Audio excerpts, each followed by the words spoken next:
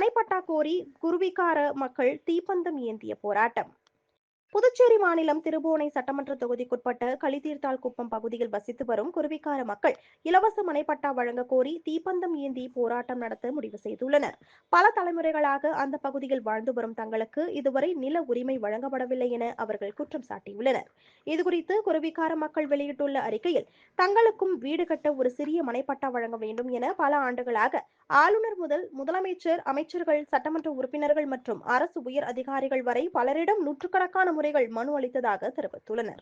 ஆனால் ஒவ்வொரு முறையும் சில நாட்களில் வழங்கப்படும் என்ற உறுதிமொழிகள் மட்டுமே கிடைத்ததாகவும், நடைமுறையில் எந்த நடவடிக்கையும் எடுக்கப்படவில்லை என்றும் அவர்கள் தெரிவித்தனர்.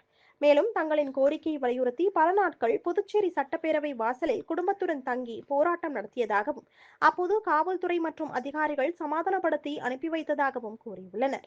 மேலும் அரண்மனை அல்லது செல்வ சொத்துக்களை கேட்கவில்லை, வாழ ஒரு சிறிய கூரை அமைக்க மனைப்பட்டா மட்டுமே கேட்கிறோம் என அவர்கள் வலியுறுத்தினர்.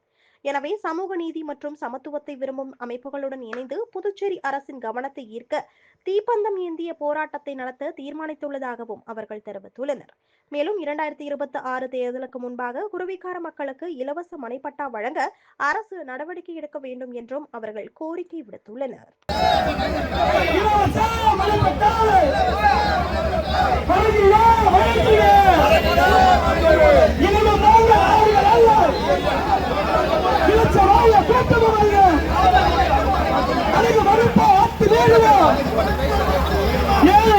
மக்களுக்காக